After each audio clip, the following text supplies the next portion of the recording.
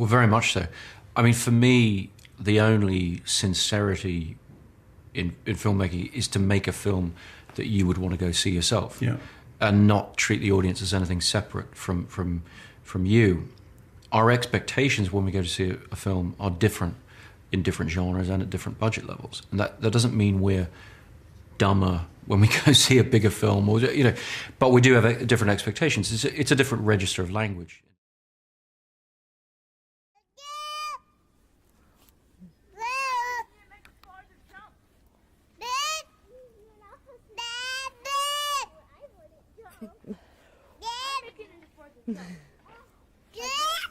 You like the snow?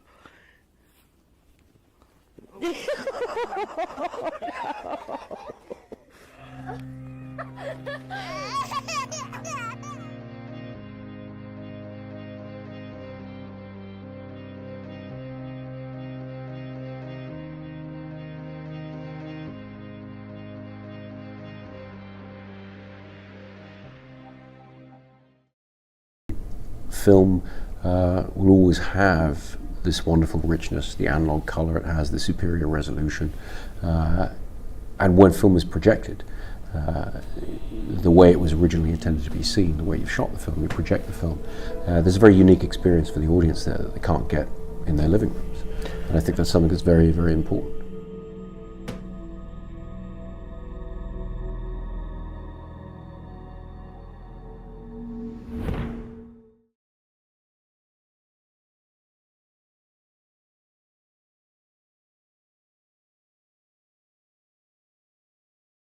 I know you've been looking at the print, you've been looking at the film this week to get ready. You've seen it a few times. What's it like seeing it after a period of time not having seen it? It's quite strange, in particular because the way we made the film, and I don't know how many of the audience are familiar with the way we made the film, but it was a no-budget film in the true sense. We got it to our first festival. We spent about $6,000 on the entire movie. So it was all myself and Emma and a group of our friends getting together each Saturday to shoot about 15 minutes worth of footage. And we did that for about a year and put the thing together that way. So when I look at the film now, I see all these friends of mine who now all look a bit older. Luckily, I'm not in the film, so I can't see how much older I look. And I see all my stuff, some of which I still have, because all the props, all the things, they're all just our things. And so, we shot, a lot of the film was shot in my parents' house, and, I recognize that. It's so the whole thing is, it's very interesting to see it, just on that level of watching, all of these things from our past, particularly because the story, with its structure, everything is somewhat connected by the props in the film and those kind of elements, and they're all just real things from our lives. So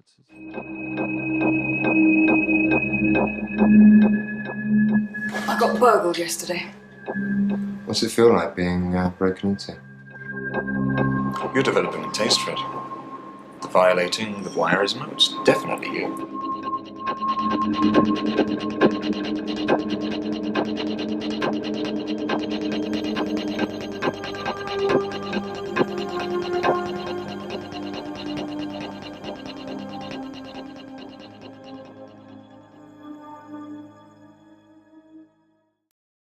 So the story is based on a short story by your brother, but how did he build that story? Was it chronological or not chronological?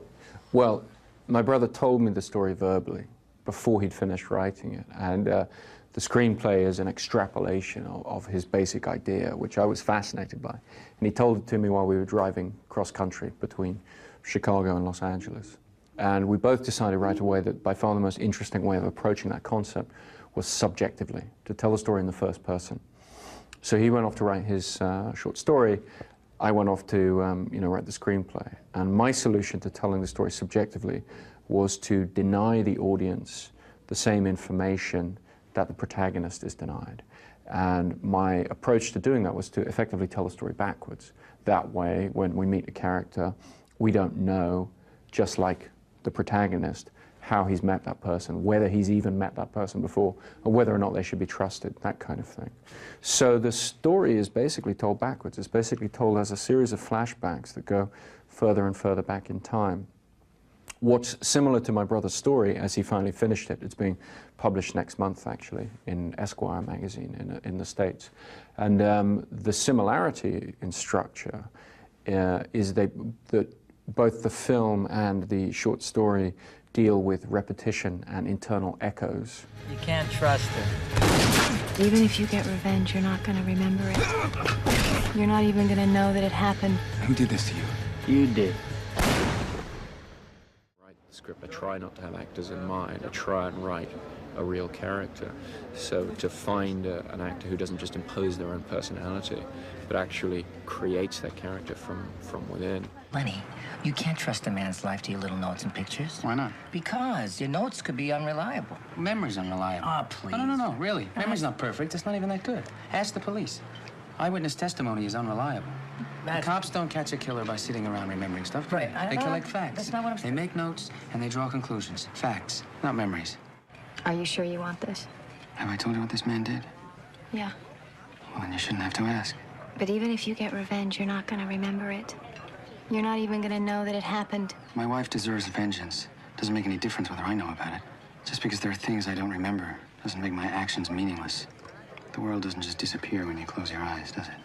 Something that you sometimes see more in Australian actors than some American actors is a willingness to experiment with their image and the characters they play, and not to stick to, the sort of version of Guy Pearce that you've seen before. He wants to explore the different people that he can be, and to me that's the essence of acting. And I think it's very exciting to be able to work with an actor who isn't afraid to take those kind of risks and to shed his skin from the last role. As a director, it's very exciting to take an actor who you've seen do something else. That I particularly enjoyed was Insomnia with Al Pacino. Quite interesting to make. What are your memories of that? My only regret is that you didn't get a real signature mannerism out of him, unlike Scent of a Woman with the hoo-has going on. Well, I mean, the interesting thing in working with Al, who is an amazing film actor, I mean, arguably, I would say one of the best who's ever lived. One of the things you learn from him is he would act very specifically for the film medium, and that is to say, he would ask you to do a number of takes. When you were doing a take of a 2-minute scene or something, he would produce a peak of energy or something, and he would shift it take to take. And the reason he would do that is because sometimes he would do something that was extreme or over the top, so that about 30 seconds later, he would sort of hit just the right note.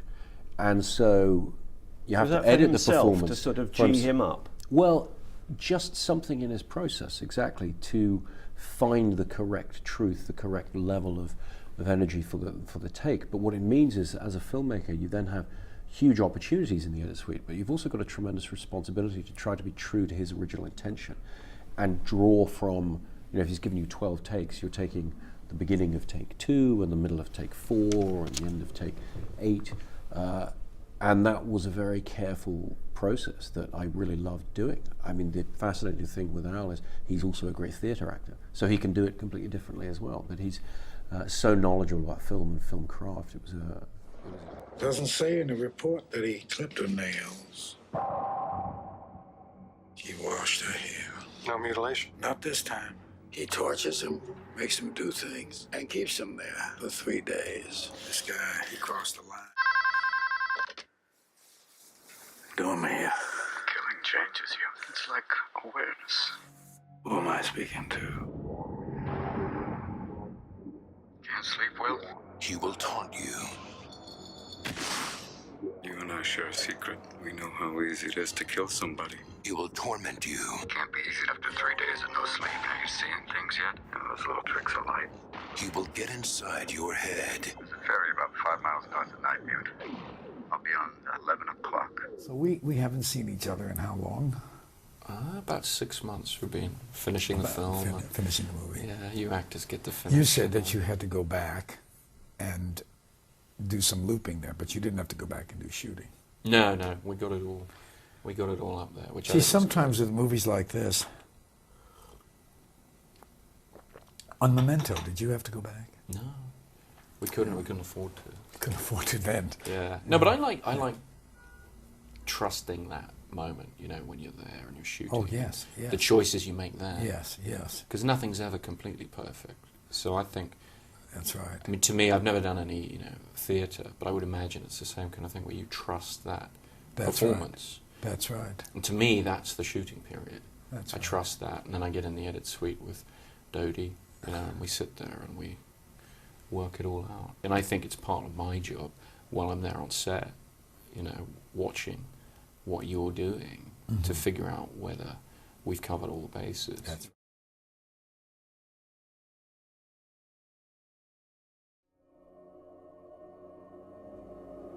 Seen this one before? Seen them all before, Mike. Well, I'll make it a little harder, shall I?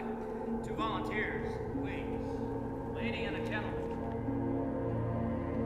For me, The Prestige is very much about filmmaking. It's very much about what I do. It's also intended to suggest to the audience some of those ideas about how the film itself is spooling its narrative out to the audience. We want people really to be aware of the effect the film is having on them as it's unfolding before their eyes. I like to work on films where the genre is not defined through the most superficial aspects of the piece. That is to say, I wouldn't want people to look at The Prestige and determine that the genre it fit in was period films, even though the costume and the production design and everything obviously are of the Victorian period. The Victorian era is often mischaracterized as being stuffy and repressive. I mean, really, it was an extraordinarily exciting time in human development, and the Industrial Revolution, the birth of electricity, the birth of cinema and photography, people traveling the world, development of theory of evolution. I mean, science was being turned on its head in all kinds of ways at this period. It was a period of great intellectual adventurousness and huge change in society that's still being felt today. I mean, the world was made smaller, really, for the first time.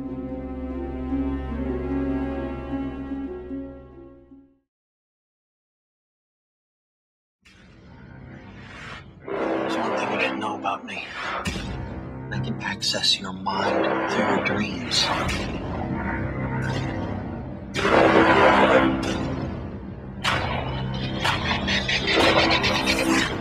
It's called Inception. Inception's a project that demanded this very large-scale approach. As soon as you're entering into the idea of what can the human mind conceive of, what world could it create, you want to see this on a grand scale.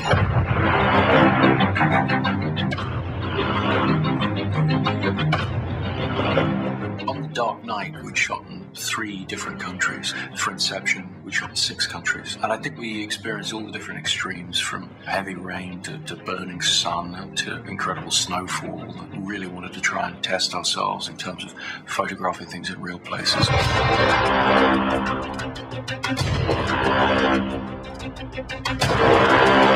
I got to work with an extremely talented director and so many different unique talents. Every week there was some new spectacle on set. So it was a constant state of surprise for all of us.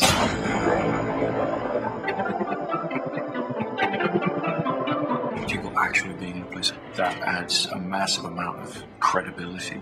Taking the actors up to the top of mountains, taking them underwater and just all over the place. It's about trying to envelop yourself in the jigsaw puzzle of what Inception is and our emotional journeys amidst this giant canvas of the dream world. I really wanted to put together a great ensemble for this movie.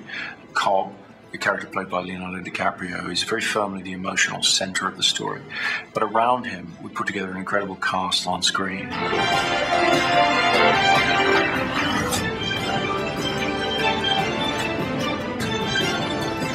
My ambition was to create a story in a world that embraced all different types of human experience, all the different types of grand scale Hollywood entertainment that I like to imagine is going to come on screen when I sit in the movie theater.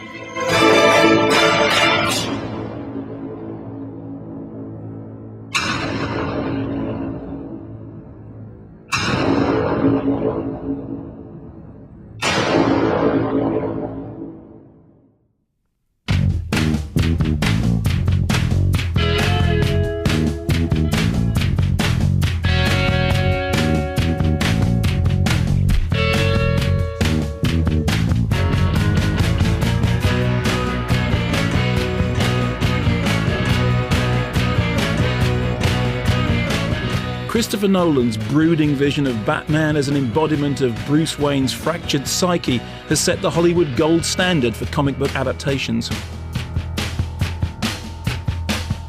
Nolan takes the discipline and ethics of art house independent movie making and applies them to major Hollywood blockbusters. He's living proof that you don't have to appeal to the lowest common denominator to be profitable. I mean, Batman Begins, Wally and I, from a photographic point of view, Wally Pfister, Wally Pfister, my DP, he had to be extremely precise in that. It was the first time we'd done a large-scale film, and it needed to have a certain look, and we were trying to present Batman the way he looked and everything in a particular way. And I enjoyed it, but after 7 months of saying to Gary Oldman, no, you can't look that way, you've got to stay there, or whatever, we really wanted to loosen things up. And on the Prestige, we threw marks out of the window, we did everything with a handheld camera. When we came back for The Dark Knight, we just brought that methodology with us. And I found on larger scale films that you can be as spontaneous as you want to be, really, if you can find a way to construct or put together a structure that you can work within in a flexible way, and actors respond really well to that and do their best work that way as well. The dawn is coming. And here we go.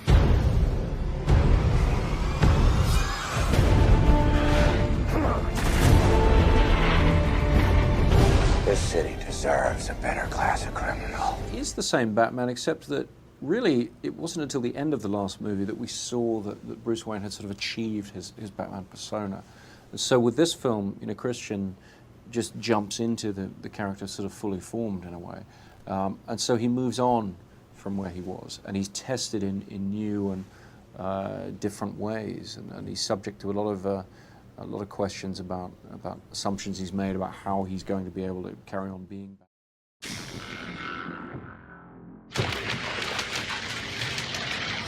So you know about him? Of course. Do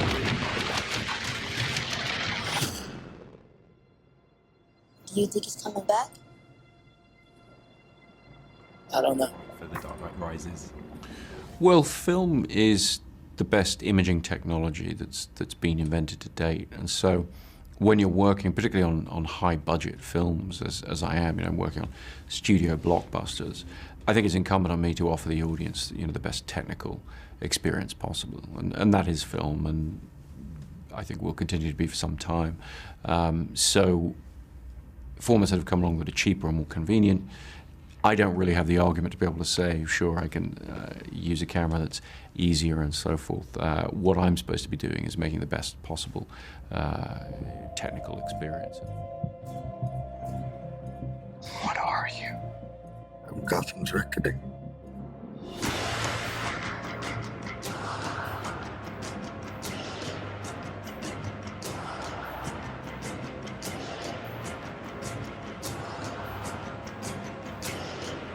I'm not afraid.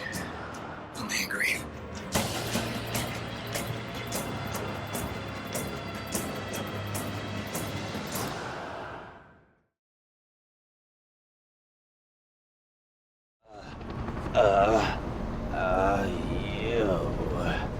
You just couldn't let me go, could you?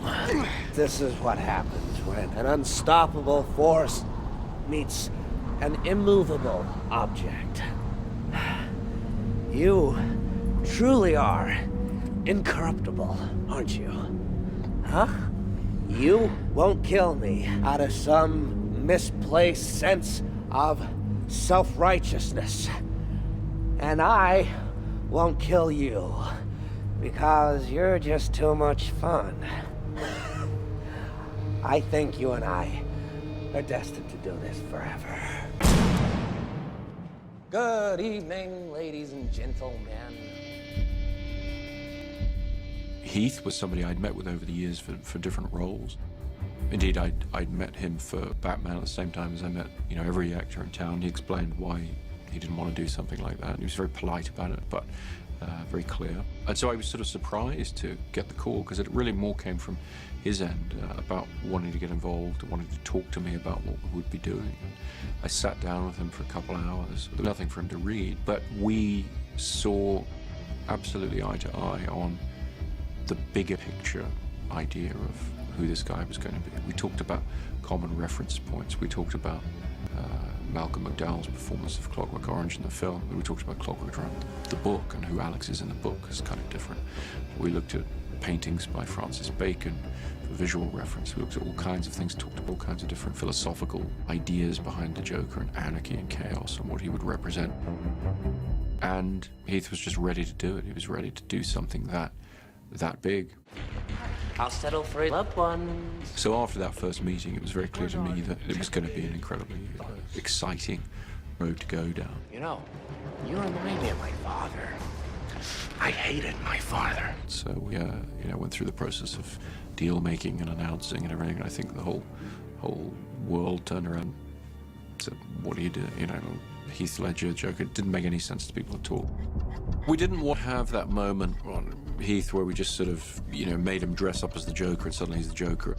That would have felt very artificial, and so he developed the look of the character with Lindy Hemming, the costume designer, with John Caglione and the makeup, and myself over a long period of time. So we would experiment with pieces of it. What would the shoes be? I think the shoes were actually the first thing that Lindy found that Heath was like, no, those are exactly the right shoes. This wall is the sort of conglomeration of all the images that we started out with. I wrote there Terence Stamp, Bill Wyman, Iggy Pop, Adam Ant, Keith Richards. This is a sort of, like an amalgam of shirt fabrics and ties. Everything with a little bit of edge and a bit of jagginess. And these are his colour, different colours, kind of safely going towards a really black purple, and then thinking, no, we've got to do it, come back here to the purple, And this is a panel of the final decide fabrics and colours. One thing Heath wanted to do was to apply the makeup himself. As an actor, saying, okay, this character would put his own makeup on, in real life. And so what would that look like if it just got the makeup? The thing that stuck from that is he always had makeup on his fingers and under his fingernails and everything, as he would have from putting it on just with his...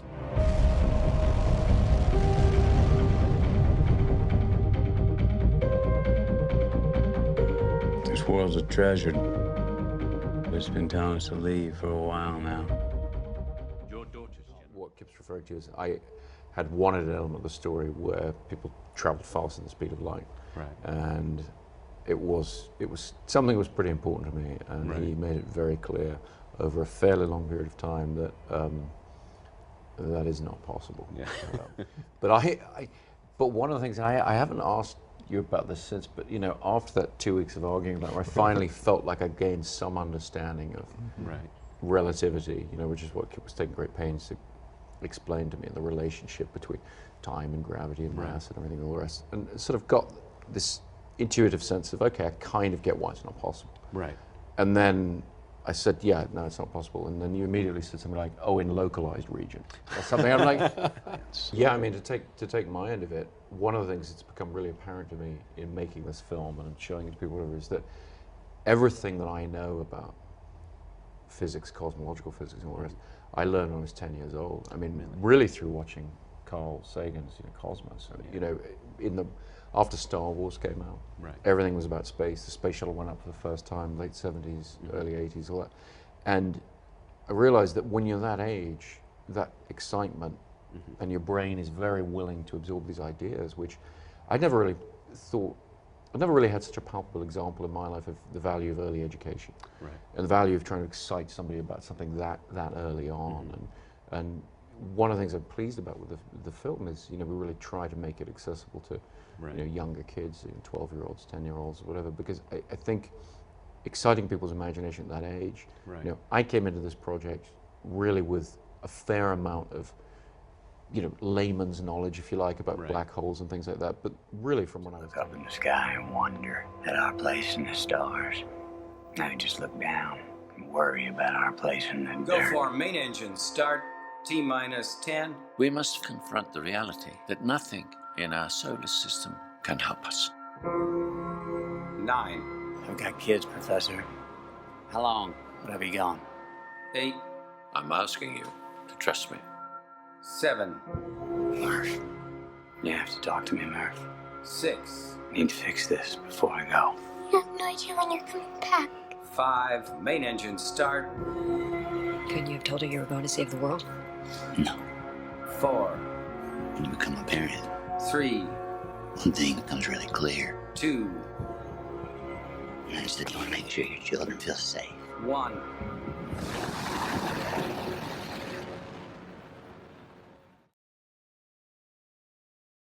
Ladies and gentlemen, I am proud to present Christopher Nolan. 3, 2, 1, action! He's here. Who? The Batman. Gotham isn't beyond saving.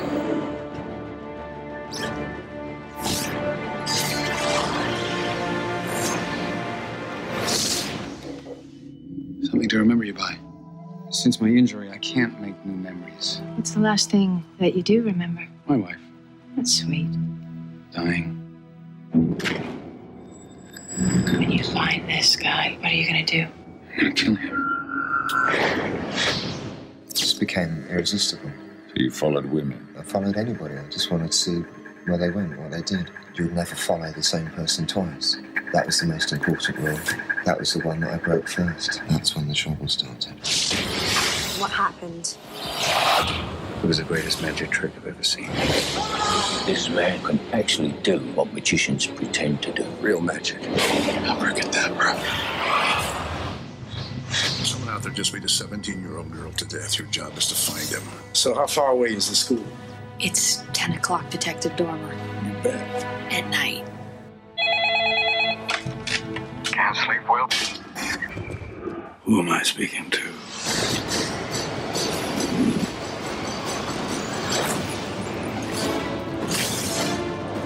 People are dying. What would you have me do? Endure. You can be the outcast. You can make the choice that no one else will face. Bruce, this is Harvey Dent. Rachel's told me everything about you. I certainly hope not. A little fighting, yeah. I like that. Then you're gonna love me. Of all the parts that come together to make the film, the human element is by far the most crucial and most interesting.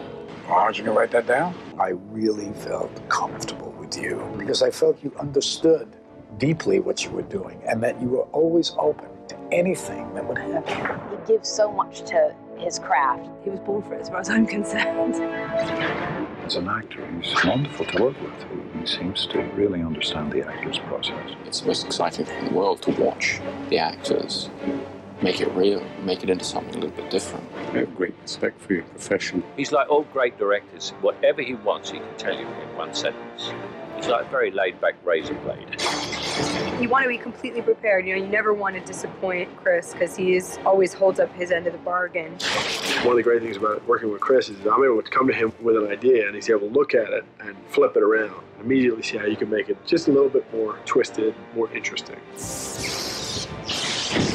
I told Chris that he's a producer spoiler. He always did what he said he was going to do or killed himself trying to do what he said he was going to do. He's taken it to a whole other level. Okay, say action. Action.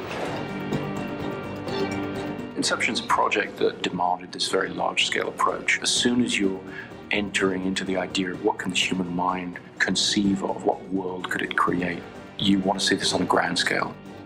I got to work with an extremely talented director and so many different unique talents. Every week there was some new spectacle on set. It's very important for the audience to be able to enjoy the emotions of the story and relate to the characters because we're on that journey with them. My ambition is to create stories that embrace all different types of human experience, all the different types of Hollywood entertainment that I like to imagine is going to come on screen when I sit in the movie theater.